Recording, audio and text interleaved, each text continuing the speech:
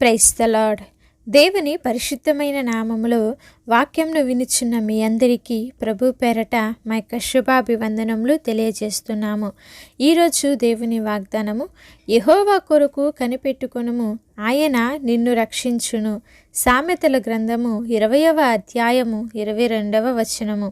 ప్రియ సహోదరి సహోదరులారా, దేవుని పిల్లలమైనటువంటి మనము ఆయన కొరకు వేచి ఉండాలి. ఎందుకంటే ఆయనే మన రక్షకుడు, మనకు సహాయము చేయవాడు, మన విమోచకుడు. కాబట్టి మనము చాలా ఓపికతో ప్రభు సన్నిధిలో ఎదురు చూడాలండి. ఒకవేళ అది నీ కుటుంబంలో కావచ్చు, ఉద్యోగాలలో కావచ్చు, వ్యాపారాలలో, లేకపోతే నువ్వు పనిచేసే ప్రదేశాలలో, లేకపోతే నువ్వు చదువుకుంటున్నటువంటి ప్రదేశాలలో, ఎక్కడైనా సరే నీవు కీడును గనక అనుభవిస్తున్నావేమో, అయితే ఆయన ఈరోజు తన యొక్క లేఖనాల ద్వారా మనతో మాట్లాడుచున్నాడు. కీడుకు ప్రతి కీడు ఎవనికి కూడా నీవు చేయవద్దు, నా కొరకు కనిపెట్టుకొని ఉండుడి అని చెప్పి దేవాది దేవుడు సెలవిస్తున్నాడండి. మరి మనమందరం కూడా ఎవరి కొరకు కనిపెట్టాలో తెలుసా? దేవుడు చేయబోయే కార్యముల కొరకు మనము, ఆయన అనుగ్రహించబోయే రక్షణ కొరకు మనము కనిపెట్టుకొని ఉండాలండి. మరి భక్తుడైనటువంటి యోసేపు గారిని మనం ఒకసారి గమనించినట్లయితే తన జీవితంలో ఎన్నో శ్రమలను అనుభవించాడు. అయినా సరే దేన్నిటినీ కూడా మౌనంగా భరించి దేవుడు అనుగ్రహించబోయే కృప కొరకు, ఆయన చేయబోయే కార్యముల కొరకు ఎదురు చూశాడు. ఈరోజు మనము కూడా అట్టి రీతిగానే ప్రభు సన్నిధిలో ఎదురు చూసేవారంగా ఉండాలి. మరి పోతీఫరు యొక్క భార్య పాపము చేద్దాము రమ్మని యోసేపు గారిని బలవంతం పెట్టినప్పుడు, ఇదిగో నేను మనుషుల చేతిలో పడుట కంటే కూడా దేవుని చేతిలో పడుట మహాభయంకరము అన్నటువంటి విషయాన్ని ఆయన జ్ఞాపకం ఉంచుకొని ఆ పాపం నుంచి దూరముగా పారిపోయాడండి. చివరికి అతడు తప్పు చేయకపోయినా సరే మరి ఘోరమైనటువంటి బాధను అతడు అనుభవించాడు. శ్రమల్లోనికి వెళ్ళాడు, చెరసాలలో వెయ్యపడ్డాడు. అయినా సరే ఆ చెరసాలలో ఉండి కూడా యోసేపు గారు దేవుణ్ణి ప్రార్థన చేస్తున్నాడు. ఎందుకనో తెలుసా? ఆయన కొరకు కనిపెట్టుకుని ఆయన అనుగ్రహించబో రక్షణ కొరకు ఎదురు చూశాడు. కాబట్టే దేవుడు ఉన్నతముగా, బహు ఉన్నతముగా మరి యోసేపు గారిని తన జీవితంలో ఆశీర్వదించాడండి. కాబట్టి ఈరోజు మనము కూడా గుర్తుంచుకోవాల్సినటువంటి విషయము ఏమిటంటే, మనము కూడా మనుషుల చేతిలో పడుట కంటే దేవుని చేతిలో పడుట మహాభయంకరమైనటువంటి విషయాన్ని మనము జ్ఞాపకం ఉంచుకోవాలి.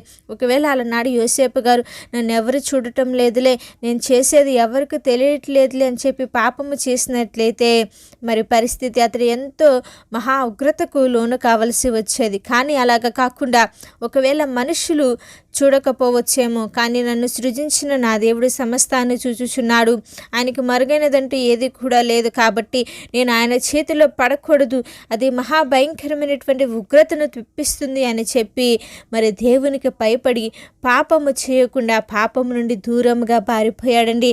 మనము కూడా ప్రభు సన్నిధిలో అలాగే ఉండాలి.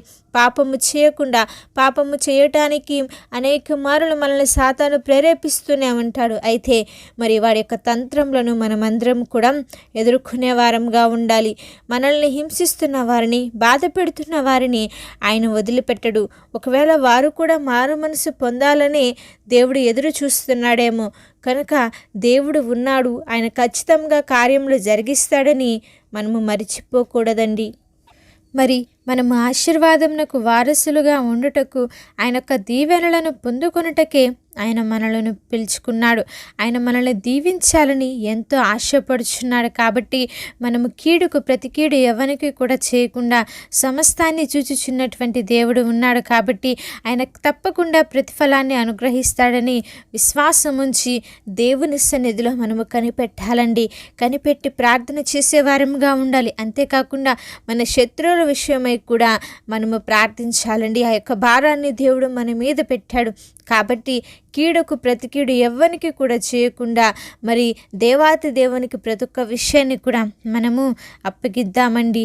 నీవు మరి పనిలో, కుటుంబంలో, చుట్టుపక్కల మరి నీకు విరోధముగా ఎంతోమంది నిన్ను ఇబ్బంది పెట్టవచ్చు, ఎన్నో మాటలు నిన్ను అని ఉండవచ్చు, నిన్ను అనేకమైన చిత్రహింసలకు గురిపెట్టి ఉండవచ్చు. అయితే తిరిగి వారికి నేను చెల్లించాలి, నేను వారి మీద పగ తీర్చుకోవాలి, వారి పట్ల నేను క్రూరంగా ప్రవర్తించాలి అన్నటువంటి ఆలోచనలు చేయవద్దు.